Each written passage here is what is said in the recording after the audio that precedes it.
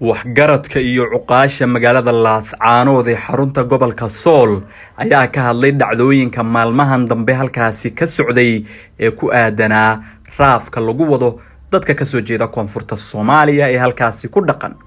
Odayaasha ayaa sheegay in Somaliland ay afduubtay guud ahaanba gobolkaasi iyagoona hadalkooda intaa ku daray in ay aad uga xun yihiin arrinta raafka dadka ka soo jeeda koonfurta iyo bartamaha Soomaaliya. Haddaba waa kuwan odayaasha oo arrimahaasi ka hadlaya. gobolka Laascaanood annagoo ah gudidii reer Laascaanood uqaal iyo culimo iyo codkaris ugu jira ee la qabtay ee la yiri dhibaatadii halka ka dhacday ka soo taliya annagoo u fadhina waxa dhacday wasiiradii iyo culimo iyo raggii la socday in ay qiimayn gudidii iyo culimadii iyo garaadadii iyo dadkii u ahaa madaxda Laascaanood inaana lagu qiimayn fadhigii iyo taladii waxa dhacday in la sameeyay gacan dhaafka adduunka dhan hadir ogyahay oo meel walba ka dhacay taas oo loo fadhiyay ugu horeysay oo ay ahayd tashigaasi dhibaatooyinka ka dhacay Laascaanood kii ugu dambeeyay iyo kii ugu horeeyay sidii looga wada tashan lahaa haday tahay maamulka dalka xukuma haday tahay shacabka deegaanka degan dhibaatadaas oo ku koobnayd gobolka Sool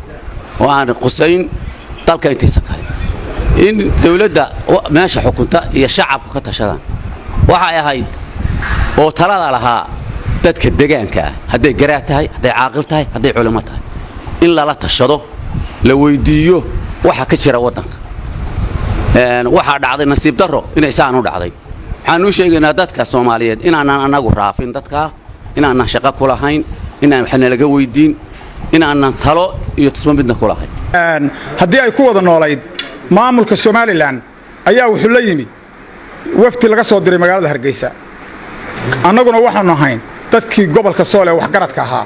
oo ammaanka ka shaqeynayay ilaa iyo maalintii magaca Laascaanood la bixiyay ammaanka ka shaqeynayay baanu ahayn shir baanu fadhinay talaanu fadhinay dejinta Laascaanood iyo ammaanka Laascaanood iyo nabadgelyadaanu ka shaqeynay ka bacdiyada aan waxba nala weydiin oo waxgaradkii gobolka Sool la weydiin waxba ayaa maamulka Somaliland wuxuu sameeyay inuu dadkii deganaa lagu guro baabuur dabada loo geliyo habeen madow dabada loo guro waxba nalaga weydiin waxaan u sheegaynaa inta afka Soomaaliga ku hadashay intii diinta islaamka sheegataba inaan hawsha annagu wax aan ku lahayn ayaan jirin aanu ka xunahay aanu aad iyo aad uga dhibaataysanahay maamulkuna uu waxba naga weydiin arrintaasuna arrin aad iyo aad dhibaatadeeda u la tahay waana arrin la dadajiyay oo si degdeg loo qabtay bay ahayd arrinta aad baan uga murugaysanahay waana diidanahay waana ka xunahay waxaan u sheegaynaa Soomaalidu meel kasta caalamka iyo daafaha dunyada ka kala joogto arrinta inaan anagu wax tala ku lahayn oo talada aan shaqo ku lahayn baan halkan ka cadaynaynaa waxaan u sheegaynaa gobolka Sool cid kasta oo mas'uuliyiin oo ku nool dadkaasu waa si qaxaba loo raray qof qoro shay qaati ma lahayn dadka alaabtoodii iyo hantidoodii guriyay lahaayeen baabuur bay lahaayeen hanti ganacsi bay lahaayeen qaar baa xoolo nool lahaa digaaga u yar xoolaha nool qaar baa waxay lahaayeen boqol digaaga qaar baa waxay lahaayeen konton ariya dad magaalada degan bay haayeen hantidoodii iyo dhaqaalahoodii waxaan aad uga codsanaynaa dadka gobolka Sool ku nool ee mas'uuliyiinta ciday doonaan ba ha ahaadeen in hantida gacanta lagu dhigo dadka hantidoodii gacanta loogu dhigo assalaamu calaykum bal hal iyadoo gudida magaaladuna ay nala ogeyd oo garaadku uu ka qabtay shir halkaas oo dadku ay ku soo kaceen oo buuq badani ka jiray isagoo garaadku xal u arkayay in hawshaas gudidaas bal loo diro lana joojiyo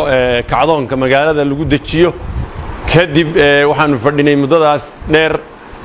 oo aanu kaga xajoonaynay kaga hadlaynay munaaqashaynay bal sidii xal loo raadin lahaa marka waftida ka timi Hargeysa oo xukuumadda ka socota kulay markii ay timi kadib waxa soo baxday in dadkii la raray annagu marka dadka la rarayo waa dad deegaanka Laascaanood in badan deganaa caruurihii ku dhashay baa xaasas ku yeeshay marka waxaanu leenahay dadka haddii xitaa xukuumaddu u aragtay in la raro waxaanu leenahay sida loo rarayna sida xaq waafaqsan oo sax ma waxaanu leenahay insha Allah ta'ala haddii la rarayo ay sida xitaa ka fursan ayagu u arkeen sidaas waxay ahayd inay sidaas ka bedelan u raraan waxaanu leenahay insha Allah ta'ala xuquuq bay leeyihiin waa dad muslimiina waa dad Soomaaliyeed xuquuqda Soomaaliyeed oo dhan way isdhex degan tahay waa wada degan tahay waxaanu leenahay xuquuqdooda waxaa ka mid a qofka muslimkaa dhiiggiisa iyo maalkiisa iyo cirdigiisa iyo sharafkiisuba waa ilaashan yahay intaba in qofka loo dhowro waa waajib marka oo la ilaaliyo marka isagoo haddana soomaalinimadiina arrin khaasoo xaq kale noqonaysa waxaa weeye dadkaa sida loo raray aad baa gobolka uga xun yahay gudidayada fadhidayna waxaa weeye wax tala'ana kuma aanu lahayn waxna nala kama weydin oo lama odhanin see hawshaasaa jirta iyo guddida iyadoo aanu fadhino oo shir u fadhino aanaan guddigaana kulmin ayaa oo aanaan golada madaxda ee timina aanaan is arkin ayaa waxaan ku warhelay iyadoo la rarayo oo boolis lagu wareejiyey intaasaa marka aad iyo aad arrintaas looga danqaday sidaa la sheegayana hantidoodii waa kala firidhay meel walba waxbaa kaga kala lunsan carruuraa jira masaajidada la keeno hooyooyinkoodii iyo aabbahood dadkii la raray ay ku jireen arrimahaasina waa arrin aad looga naxo 4 ciyaala xalay masjidul huda iyo la keenay oo la yidhi ciyaalladaasaannu haynaayo reerahoodii ka qaxeen marka waxaan leenahay waa arrin oo aabbahood iyo hooyadood laga qaaday waa arrin aad u naxdin badan marka insha allah xilkuna iyagaa mas-uuliyiintii sare ah oo gobolka xukuma nebiguna sal allahu alayh wasallam wuxuu leeyahy kullukum raacin wa kullukum mas'uulun can raciyati qofka isagaa lagala xisaabtamayaa waxa uu xumeeyey qofka madaxda ah isagaa madaxa ku qaadanaya carruuraha yaryar iyo dhibaatada ciddii u geystay isagay saaran tahay annagu marka aad baan uga xunnahay waxaan idiin sheegaynaa oo kale dadkaasi qaabka aannu u soo dhowaynay iyadoo oo la soo saaray marka somalilan ay go'aan ku gaadhay xukuumadda somalilan rag joogay oo madaxay ay yidhaahdeen waraaqa ay magaalada ku joogaan baa loo samaynayaa hadda culimmada qaarkood halka fadhiya annagoo 3 nin aanu u tagnay arrintii baanu ka wada doodnay waxaa naloo markii dambe iyaguna ixtiraam fiican bayna siiyeen waxaanu nidhi wax waraaqaa looma samayn karo ay magaalada ku joogaan waannu isla qaabilnay ilaa rag xidhxidhnaayoo 10 iyo dheeraadana waannu soo damiinanno waa soo daynay saasay ku joogeen masaajidadii ay odayaashii culimmaduba ka hadleen dadka inaan la taabanin oo la daayo waxaa dhacay qaarkood wax dilay oo dad ay ku baxeen nin gaadhi waday baa jiray oo ilmo jiidhay rag hadda guddidan ku jira ayaa ilmaha wiiluu dhalay baa ka mid ahaa marka markuu dhowr sano xidhnaa ayaannu warkii helnay kadibna 3 nin annagoo ah baanu hawshaa u kacnay ninkii waannu barinay cabdishakuur waxaa weeye ducaale faarax weyne la joogay shalay ninkaasaa ka mid ahaa waxaannu ku heshiinay isaga inuu saamaxo ilmihiisa yar waxaa weeye wiilkiisa inuu saamaxo barhkii kalena magaalada laascaanood iyo dibaddeeda aanu ka ururinay reer laascaanood baa bixiyey ninkiina waa la sii daayey marka dadkaasuu ka mid ah annagaana bixin iyaga waxaan u malaynayaa xagga dadka xitaa koonfur markaa ka soo guuray oo joogay magaalada waxay ku lahaayeen $100 iyo xoogaa lacag kale nagama soo gaadhin intaanu ku nidhi lacagta wax ka soo bixiye lacagta kale reer laascaanood baa bixiyey marka insha allahu tacaala saasaannu awalba u ilaalinaynay ummadda ah ee gobolka soola ee arrintaa dabadegalka ku hayee fadhiyey baa lagu xumaynayay waxaannu isleenahay wax kale maaha annaga cirdigooda lagu dhaawacayo oo lagu burburinayo oo taladooda lagu luminaya waa maxay u fadhiisteen waa maxay halkaa wixii socday uga hadleen baa ummaddaa loo farageliyey arrintaasi arrin qancinaysa maaha waa laga hadlay ismadii gobolka sool oo dhan waa degaysanayseen culimmadu horey uga hadashay caalamka oo dhan baa laga hadlay qof kasta oo danaynaya gobolka sool iyo qof kastoo ku abtirsadaa dal iyo dibad meeshuu joogo arrintaa waa ka xun yahay maanta koobuu kaga jiraa raggaasina waa raggii u fadhiyey dhengadaha laga soo goostay gobolka waqooyi galbeed ee hargeysa dhengadihii baa dadkii walaalaha ahaa ee degganaa gobolka sool ee soomaaliyeed ee aan abtarsiimaha ka lahayn ee degganaa dhengad lala dhex galay qayb ka mida baa la saaray dadkaas waa carruurtayadii waa gabdhahayagii waa odayaashayadii waa dhallinyaradayadii waa isku nooshayadii annagay naga mid ahaayeen abtirsiimo kale ma lahayn dad baan waxaan ka maqlayaa koonfur galbeed iyo halkaa urahayagii iyo carruurtayadii iyo odayaashayadii iyo gabdhahayagii ku yihiin foolxumadaasaa lagu sameeyey habeen madow baa loo dhaadhacay haddii bahdaye iyagoo aan urursan oo wax loo sheegin oo annaga nala kala xaajoon baa halkaa dadkaa baabuur lagu daabulay dhibtaa dhacday iyo gaadiidkaa lagu daabulay iyo haddii waxaa la sheegayo dhan waxaasaa ka dhashay hadday yimaadeenna waxay door moodeen intaannu la xisaabtami lahayn inay horta bal dadkaa ku majaara habaabiyaan oo ku qaadaan oo ummaddaas soomaaliyeed aan abtirsama ah lahayn halkaa ku guraan ayaannu halka isugu nimid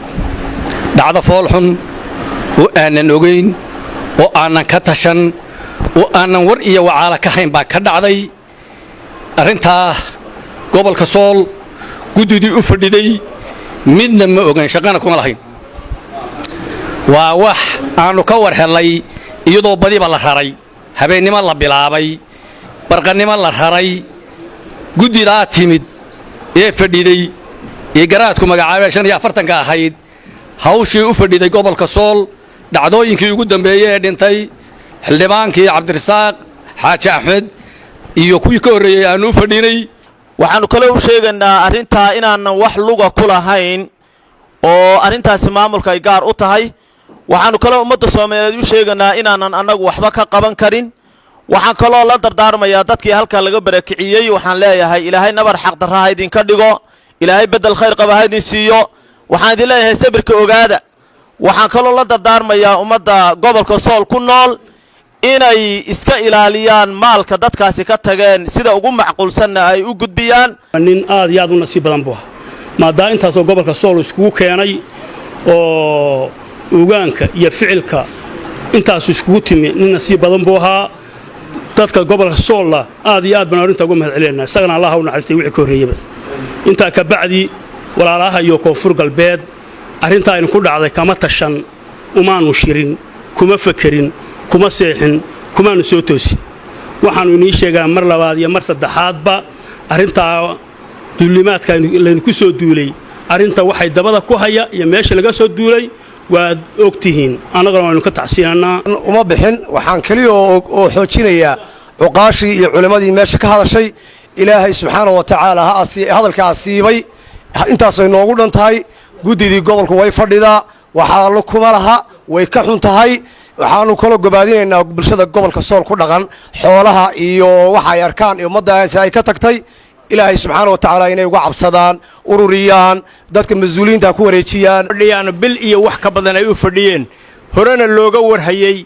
in bilowgii ka bilowday kacdoonkii ka bilowday ninkii xildhibaanka ahaa ee la dilay kacdoonkii ka bilowday loo guntaday oo garaadku shir qabtay oo uu yiri arrintaasi aynu u afqabanno